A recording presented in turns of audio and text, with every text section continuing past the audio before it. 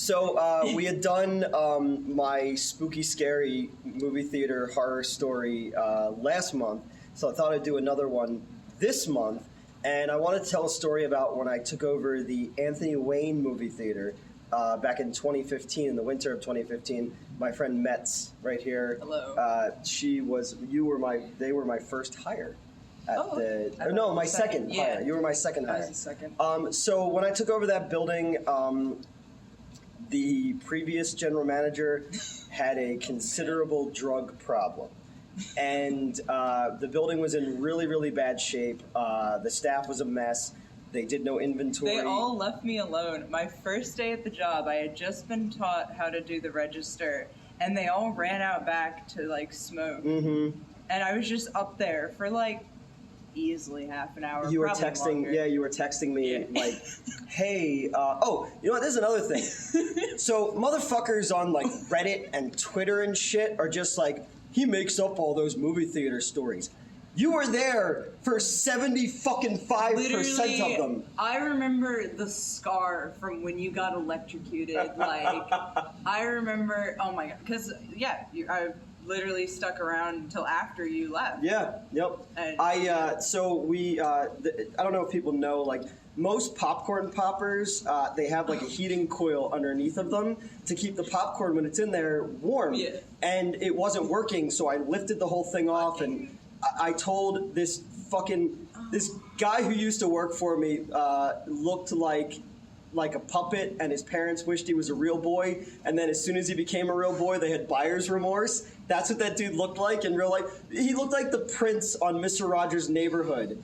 But, if a gypsy put a curse on it. Stop right now. He was a lot of things. I remember Christmas Eve, he texted me, wait, you have nipple piercings? Because I posted on Instagram. And I was like, I'm on my way to my aunt's house. Oh my can God. you chill? We don't know each other like that. So I turn all the power off to the thing, and and this has nothing to do with the haunted story, but we'll get to it. Yeah. I tell this tall, lengthy motherfucker, who also, do you remember when 50 Shades, no, you weren't there yet. Yeah, 50 Shades of Grey comes out, and there's this right, that was right.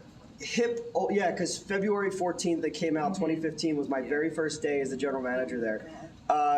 This tall drink of fuck is standing there next to me, and we're getting ready to clean the theater, and this older woman with a lot of turquoise jewelry on it, I'll never forget, she was wearing that, and she turns to us and she goes, "You'll know which seat is mine." No. And he goes, "Why? Did you spill popcorn all over?" And she goes, "No, because it's soaking wet." Now, do you remember when you were a kid and they would tell you that a brontosaurus, it took longer for the message to get to their brain? This is what he did. He's holding his broom in a pickup and goes, it dawned on him, but it took a couple beats. And I literally laughed so hard that Coke came out of my nose because I was drinking and it burned like a fucker. But so I told that dude to turn the fucking electricity off. And then as soon as I stuck the thing in it, he turned it on. And the spark, because electricity goes into your body, it has to come out somewhere. I have a mole on my shoulder, and it came out the mole on my shoulder, and then I had a purple line. Yes, that's what I... for the longest time, and I'm just going around showing everybody. So you were there for all this stuff. Yeah. You were there when the lady got mad because we don't sell chicken parm. Why did she think she was just eating her dinner, and this woman got mad? Oh my god, yeah. 2 different people within a week asked to purchase my food off of me. Because we didn't get breaks, because it was we had a lot of downtime in between the movies and stuff. So it would be, I got pizza the one time, I had chicken parm, whatever. And I'd be eating it, and people would be like, can I get one of those? I'm like, no, I got this from and then asked to speak to the manager when she wouldn't give them her dinner. But we're getting off topic. Right. Although, I did say last time, we started to film this before, and I've reminded you of this because you weren't there for it, but there was a little Filipino boy who used to come in with a much older man, and he clearly met this dude on Backpage. And this homie wore a V-neck, but it do you ever see that SNL skit where the V-neck just keeps getting lower and lower? It was like that. But he was standing at the concession stand because I guess he didn't want to be in Theater 5 with this creepy older guy anymore. And he was telling us these life stories. And he said something to me that I will remember until the last synapses in my head fire.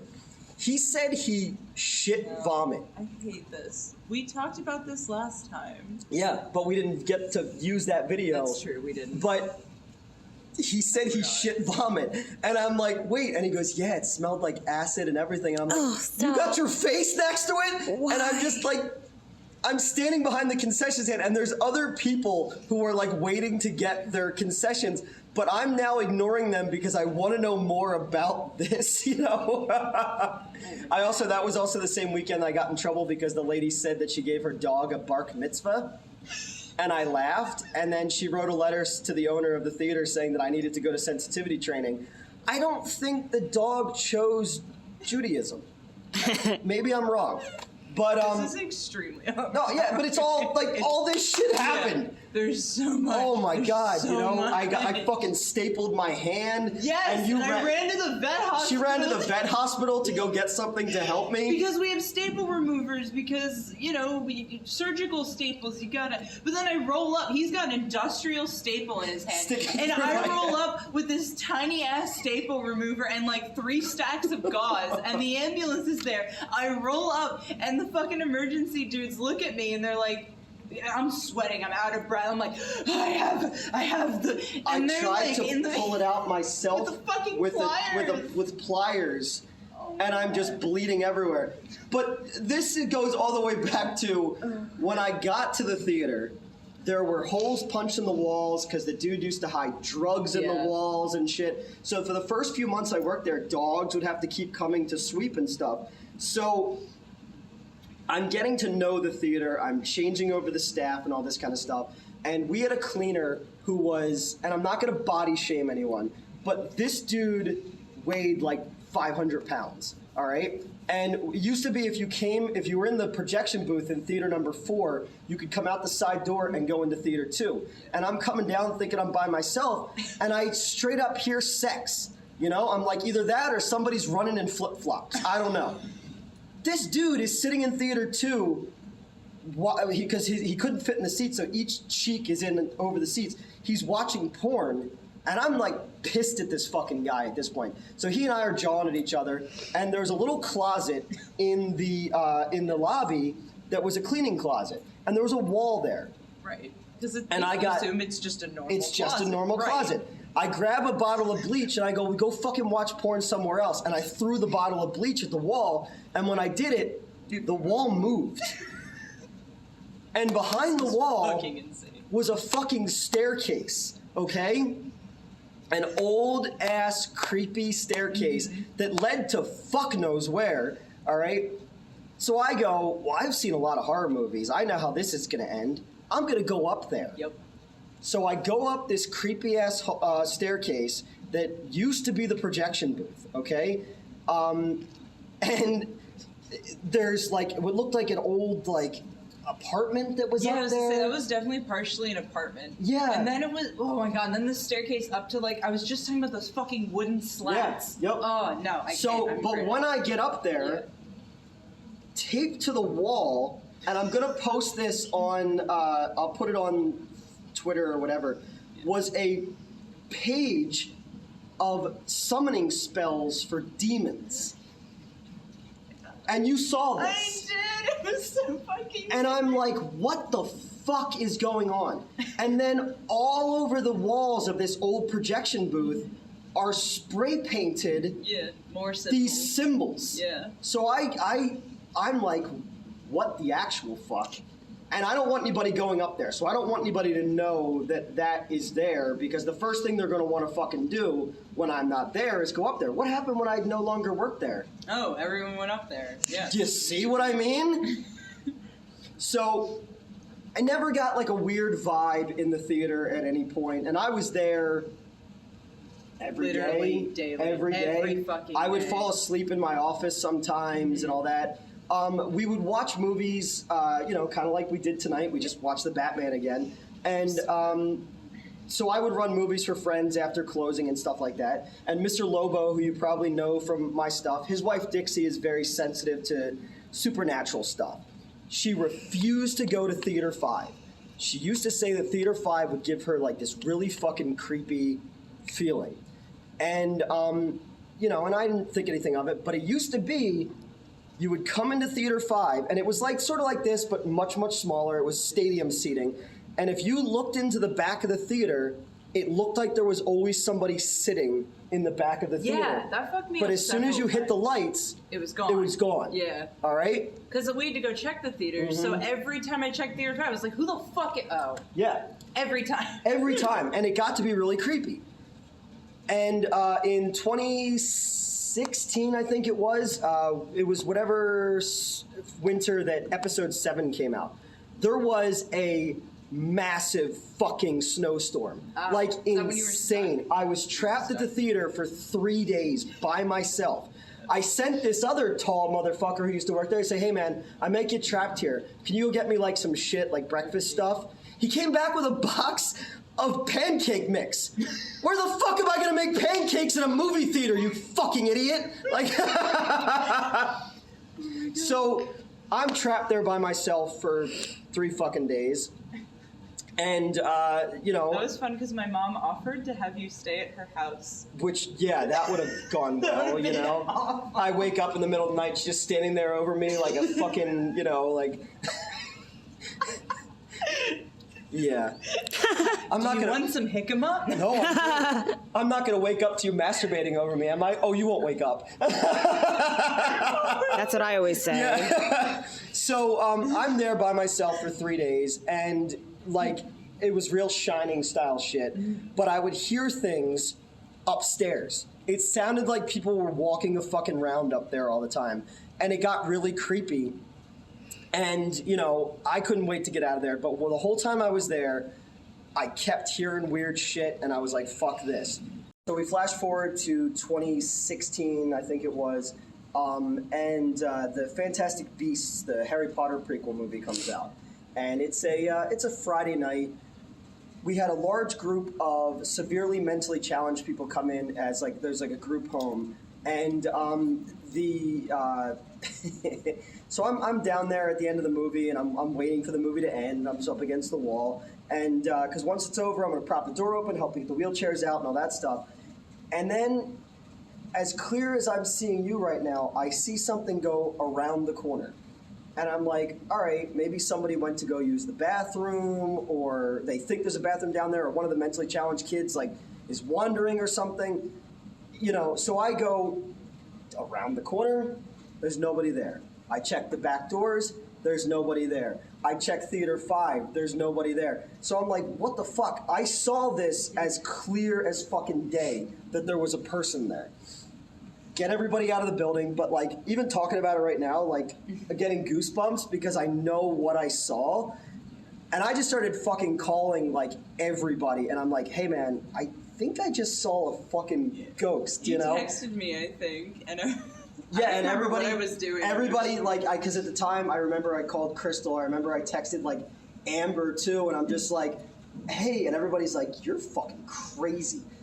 So we had to wait until I closed the day out, and then I rolled back the security cameras, and the fucking lights are flickering like crazy down there, but there's nothing there. But you see me turn into the frame, and it freaked me the fuck out from that point on. When did you see? I thought there was the guy in the orange coat. No, that's what I saw. I saw that's someone right. in an orange yeah, coat. and that wasn't okay. Yeah. I thought you said that wasn't like a No. There was nothing on the cameras but me going around the thing and then the Yeah. lights. Oh, man. So that freaked me the fuck out. So going upstairs into the old projection booth, it being creepy as fuck, and then starting to see that kind of stuff, like that was like the closest I've ever gotten to that shit. Because even like the other story, I never really saw anything. But Right. that, I fucking saw something, and it creeped me the fuck out. So from that point on, I used to send you guys down to theater number 5. Yeah, I remember. Well, it was interesting because I've told this story to other people before,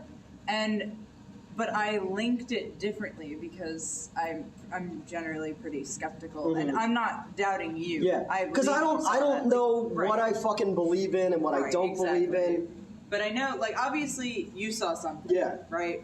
But anyway, so what my theory for a long time was actually that someone was living up there. That when we opened it, someone started living up, like someone homeless, I guess.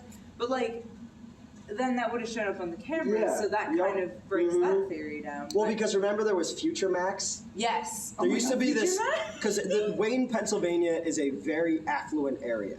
It's the heart of the main line. It's right outside of Villanova. My former friend describes everyone who lives there as cheesecakes. They are rich and white.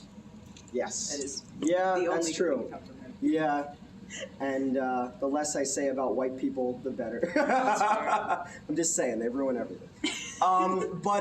So, there used to be this guy that we used to call Future Max because he was like a homeless guy who would just be outside all the time. But we had a box office guy named Max, and they kind of looked the same. And then I Right, always... but like if you aged... Oh yeah, if box- you aged him up big time. yeah. And I always said that one day Max was gonna stop smoking, and then Future Max was gonna vanish. That's why he came back in time to like make his Yeah. life better. Or the ghost was all the fucking negative energy I had there all the time because, Dude, that place aged you. Oh, and it was yeah. wild because I remember, like, we hung out not even a month after Mm-hmm. you got out of there.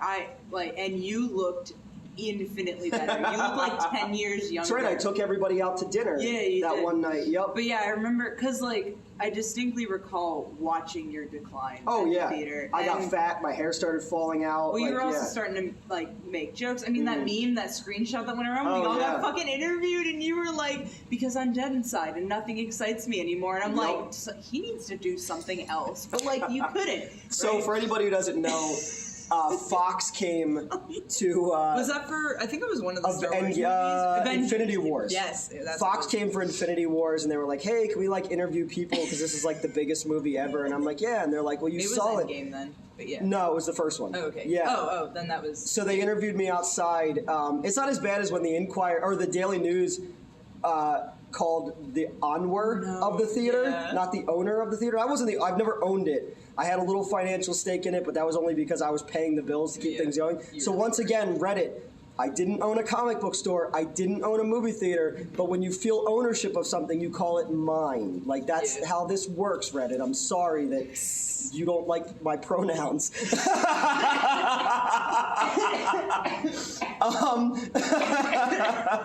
I'm fine, sorry. Putting the camera. Yeah. So Fox came out to do the thing about Avengers, and they were like, "Well, what'd you think of it?" I was like, "Oh wow, I thought it was great. And, that's something because I'm dead inside and nothing moves me anymore."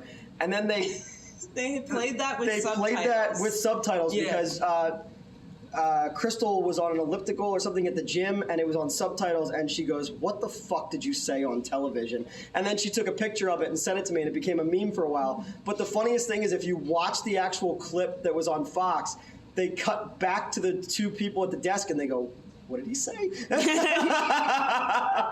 But Right. it got Anyway, people to yeah. pay attention to the Anthony Wayne It Theater did. because I had no marketing money whatsoever, and you could have gone to see Avengers at some big fucking other theater, but people wanted to come see the sad boy who was dead Your profile inside. picture in my phone, which actually I need to change it obviously, Mm-hmm. but it was a meme I saw about Star Wars, Mm-hmm. I think that been released. It was like the types of people you see at the movie theater. And the last one was the hopeless and depressed movie theater employee. That is still your profile picture Yeah. on my phone, which I'm going to change it because you're not hopeless and depressed anymore. Well, I'm not hopeless. You're not hopeless. You're not hopeless anymore, but I asked my Now it's psychiatrist- hopeless and medicated. I asked my therapist to up my meds because I'm depressed a lot of late, and I'm trying not to be. proud of you. Well, I'm back in movie theaters, and I know that I Yeah. took a lot of heat from people, and they're like, he failed and had to go back to a movie theater. I'm good at this, Yeah. but I don't, it's not what I want to do with the rest of my life. I want to see more ghosts. Is what I want to fucking see. Right. So we got way off topic. This was less about the ghost story and more just just the movie I have theater. somebody who can back up all my fucking crazy I movie theater. posted pictures, and I remember, so I posted pictures of that creepy ass projection Mm-hmm. booth on Instagram, and originally I tagged the theater, and either you or the guy who took over after you was like, "Don't do that." No, I had to I think that was because you. Yeah. nobody's supposed to be up Yeah, there. you were like, hey, can Yeah. you not advertise that this creepy ass room is up here that's not so up I to untagged code. it, but yes, on Instagram I literally, because I was holding the M. Yeah. They had all the old marquee letters up there, so like I picked up the M and I held it. It was funny because it was dark as fuck up there, so like we put the flash on and I'm pale as all hell, so and we're all black, so I got overexposed. There's just this creepy photo of me holding an M, and like all you see is my eyeliner. And like I didn't have my glasses on, I was wearing contacts. So all you see is my eyeliner and like my creepy ass smile. It was very good. Yeah, it was good. And then we filmed up there for Midnight Show as well. Oh, yeah. We went up there and we had the projectionist in the zombie makeup, and I took all these old trailers that I had that I was going to throw away, and I made a giant pile, and I had to be underneath of it. And I have these film cans, these old metal film cans. And Joe from Movie Dumpster was our effects guy that day, and he didn't know I was under the pile, and he fucking dropped the thing, and I got a concussion while we were filming, and I'm trying to direct, an actress who can't see out of the makeup that she's in and all this kind of stuff, and I'm just like, so it's always something when you work with me on a set. So that's it. That's my movie theater story for this time. And more so, it was just about, I had you stay after Batman. I'm like, back up all my stories so people stop calling me a liar. Yeah, the amount of times you've been like, please. Because like I tell these stories to people. My brother knows all these by heart. Yeah. One of my brothers actually worked at the theater as well. But the other one also knows it. Yeah, their brother was my assistant manager for a while as well. People thought he was Jay from Jay and Silent Bob. Yes, I posted a picture recently of when A Star Is Born came out. White ladies love wine, and we found countless empty bottles of wine because they just can't go 2 hours without getting their wine on. So there was just a weekend where it was nothing but wine bottles. It was just me looking sadder and sadder. It was like if you looked at the evolution of man backwards, that was me. Oh my god, I remember the like untouched vodka we found in one of the, I don't even remember what theater that was. I think it was a kids movie too, because like I guess they could. Yes, it was How to Train Your Dragon 3. Yes, and we found this handle. It wasn't even like a small, it was like a big ass bottle of vodka. And we were just like, this has not been opened. We also, there used to be a guy named Charlie. I mentioned him in the Batman video. He's one of my favorite employees ever. He was great. He called me because he's like, hey, Newt, we found something on the floor we need you to come look at. And it was piss in a bottle. And we had this other employee who's like, I'm pretty sure it's not piss. And he went like that. And I smacked his hand and it got in his nostrils. And he's like, I'm going home. I was like, it's justified. Oh my God. It might not have been piss, I think he smelled it and was like, yep, that was it. Well, he smelled it when I smacked his hand. Oh God. So I still remember I found someone, the little, this was one of the Star Wars movies, and I'm very, very emetophobic, but this was like cool enough to interesting enough to override it. But we had these like sample cups we gave out to people, and they were like maybe this tall. That's why I'm holding my fingers like this. I'm not just being weird. I thought you had like a stroke. And someone had managed to vomit into it, and I'm like, God fucking damn. So I'm looking, not a drop anywhere. It was all in this tiny ass cup. Wow. How did you do that? We give out upchuck cups. Oh, and then go back, we'll end this on the thing. Yeah, sure. Theater 5, there used to be a guy who worked for us, and his mom was in a cult in the 80s, and she had a tattoo of a snake on her face, and she was cuckoo bananas to start with, but they were seeing 10 Cloverfield Lane in Theater 5, and they were down there talking when the movie was over or whatever, and I'm sitting in my office watching Apocalypse Now, and I'm like looking at the cameras. I was like, all right, go home. So I go down there, and so she's staring at the screen like this, and she goes, did you see him? He's behind the screen. And I went, bye. So that's it. Have a good night.